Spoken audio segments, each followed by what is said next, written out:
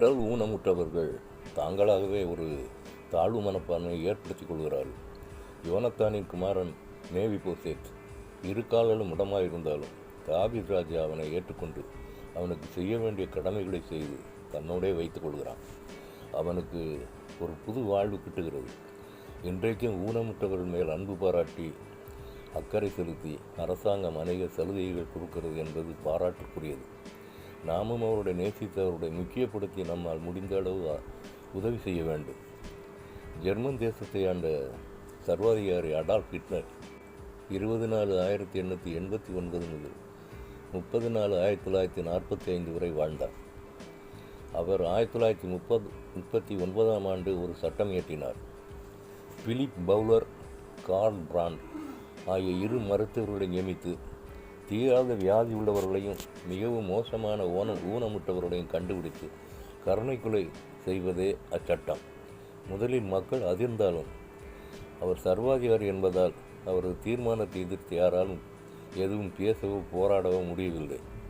உடல் ஊனமுற்றவர்கள் பொதுவாகவே மனதளவில் பாதிக்கப்பட்டிருப்பார்கள்.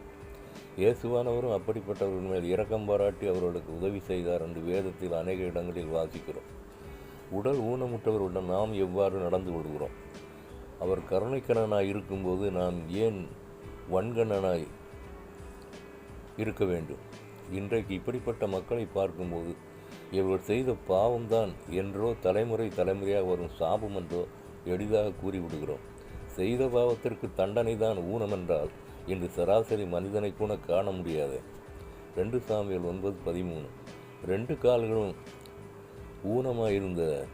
முடமாயிருந்த மேவிபோசேத் ராஜாவின் பந்தியில் நித்தம் அசனம் பண்ணினான். 2 Samuel 9:13 மேவிபோசேத் ate always at the king's table. One song. நல்ல சமாரியன் இயேசு என்னை தேடி வந்தாரே, நல்ல சமாரியன் இயேசு என்னை தேடி வந்தாரே,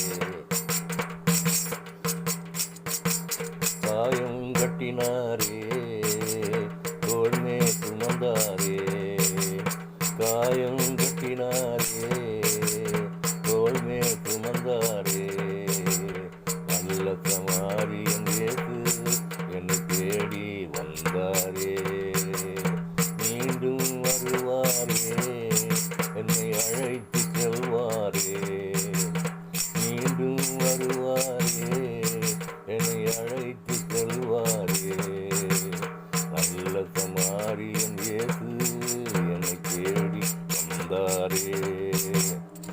ஜெபம். எங்களை நேசிக்கிற நல்ல பிதாவே, என்னுடைய சமூகத்திலே தாழ்த்தி ஒப்புக் கொடுக்கிறேன். உடல் ஊனமுற்றவர்கள் மேல் இரக்கம் பாராட்டி இவர்களுக்கு உதவி செய்ய கிருபை புரிய வேண்டும் என்று யெகோவா சேனாமத்தில் கெஞ்சுகிறேன். பரிசுத்த பிதாவே, ஆமென்.